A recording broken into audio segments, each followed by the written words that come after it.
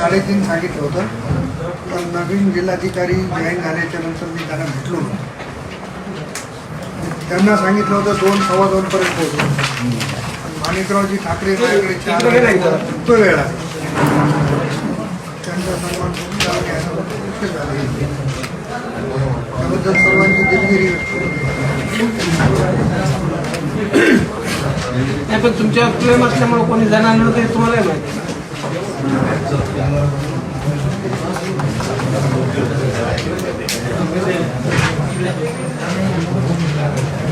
करू का महाराज मध्ये थोडं महाराजांना मी महाराज इकडे राजा चप्पल महाराज आपला विषय घेतो आणि राजकीय आधी संपवतो. या नाही मध्ये मध्ये मध्ये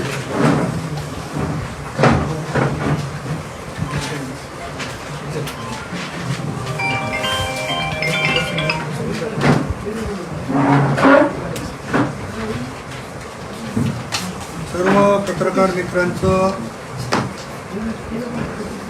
या ठिकाणी स्वागत करतो. आजच्या या पत्रकार परिषदेला उपस्थित आमचे राष्ट्रवादीचे नेते पठाणसाहेब, वसंतरावजी सुगावे, आमचे शिवराज पाटील होटाळकर, माधवराव पावडे, साहेबराव धर्मे,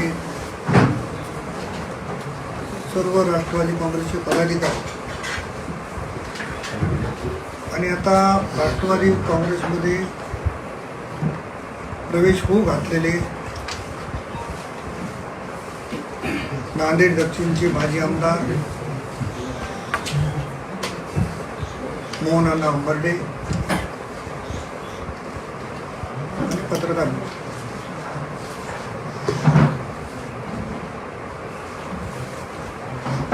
विधानसभेची निवडणूक मला राष्ट्रवादी काँग्रेसच्या चिन्हावर लढवावं लागली.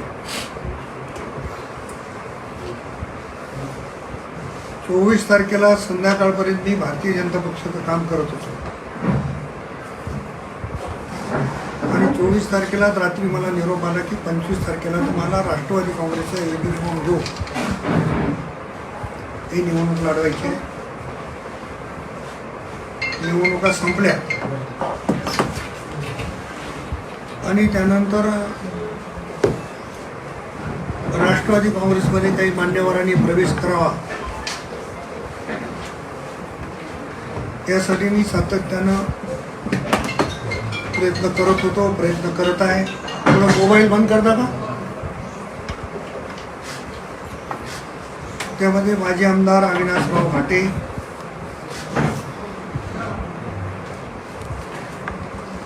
जिल्हा परिषदेचे माजी सभापती व्यंकटराव पाटील गोटेगावकर, माजी सदस्य हंसराज पाटील,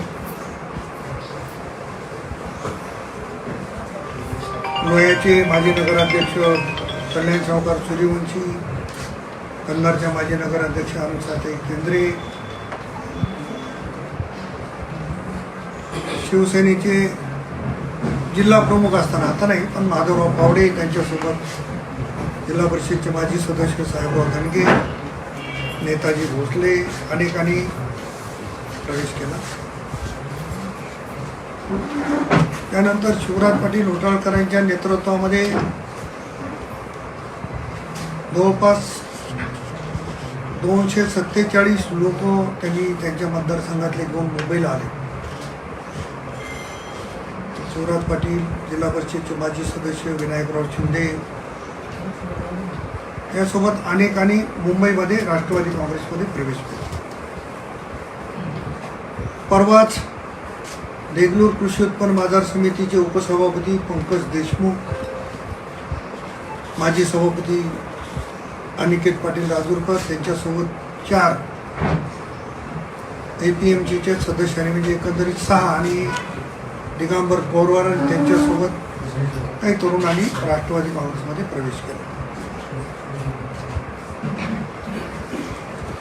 मोहन अण्णांनी प्रवेश केला पाहिजे असा माझा त्यांच्याकडे आग्रह होता. आणि मग मोहन अण्णांनी मला सांगितलं की मला प्रवेश करायचा आहे, पण तो प्रवेश माझा नांदेडमध्येच झाला पाहिजे. त्यामुळं मोहन अण्णांच्या प्रवेशाला थोडासा विलंब झाला आणि उद्याच्या 28 तारखेला राष्ट्रवादी काँग्रेसचे राष्ट्रीय अध्यक्ष आणि राज्याचे उपमुख्यमंत्री आदरणीय अजितदादा पवारांच्या उपस्थितीत मोहन अण्णा अंबर्डे यांचा प्रवेश होतो. मोहन अण्णांच्या सोबत अनेक जिल्हा परिषदेचे सदस्य, अनेक महापालिकेचे सदस्य, अनेक नगरसेवक, इतर काही पदाधिकारी, सरपंच, उपसरपंच, त्यांच्यासोबत त्यांनी केलेल्या कार्यकाळात त्यांच्यासोबत असलेली मंडळी ही देखील राष्ट्रवादी काँग्रेसमध्ये प्रवेश करते. मी राष्ट्रवादी काँग्रेसचा आमदार म्हणून प्रवेशाच्या आधी मोहन अण्णांच्या या निर्णयाचं खूप खूप स्वागत करतो. अण्णाच्या येण्यामुळं राष्ट्रवादी काँग्रेसला निश्चित बळकटी मिळेल आणि आम्ही सगळे, मी आमदार झाल्याच्यानंतर राष्ट्रवादीत आलेले, अगोदर राष्ट्रवादीत असलेले सगळे मिळून राष्ट्रवादी काँग्रेस पक्ष जिल्ह्यामध्ये कसा नंबर 1 चा होईल यासाठी निश्चित आमचा प्रयत्न त्या निमित्तानं राहणार आहे.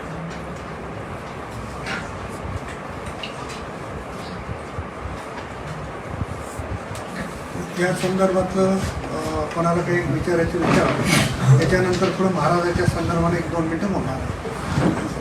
जिल्हाध्यक्ष दिसत नाही सर, जिल्हाध्यक्ष दिसत नाही सर. 28 तारखेला जो प्रवेशाचा कार्यक्रम आहे तो नेमका कसा ठेवला? नाही, 28 तारखेला दादांचं आगमन होईल नांदेडला. त्यानंतर आता मोहन अण्णा पूर्वी काँग्रेसमध्ये होते, त्यांचं कार्यालय होतं, तसं आता माझ्या पाठीमागचे वोट बदलत चालेल, तसं त्यांचाही बदलायला लागला. त्याच्यामुळं राष्ट्रवादीच्या कार्यालयाचं उद्घाटन म्हणून अगोदर तिथे उद्घाटन होतं आणि उद्घाटन करून ओम गार्डन या ठिकाणी दादांच्या उपस्थितीमध्ये त्यांचा प्रवेश होईल. अण्णांच्या प्रवेशाला वेळ लागत गेला. नाही, अण्णाच्या प्रवेशाला वेळ लागण्याचे कारण मी अगोदरही सांगितलं. अण्णाची मानसिकता पूर्णपणाने झालेली होती. नागपूरला अधिवेशन चालू असताना आदरणीय दादांची आणि मोहन अण्णांची भेट करून आणलेली होती. त्याच्यानंतर मुंबईला भेट झाली होती आणि त्यांनी सांगितलं की मला राष्ट्रवादी काँग्रेसमध्येच प्रवेश करायचा आहे. पण त्यांचं म्हणणं होतं की दादा नांदेडला आले पाहिजे आणि त्यांच्या उपस्थितीत झाला पाहिजे. स्थानिकचे काही विरोध होता, अडचणी स्थानिकच्या? विरोध असण्याचा काही कारण नाही. आजही जिल्हाध्यक्ष नाही आहेत. नाही, आज जिल्हाध्यक्षाचा विषय असा आहे की माझ्यासोबत दिलीपराव धर्माधिकारी कुंभला होते आणि त्यांच्या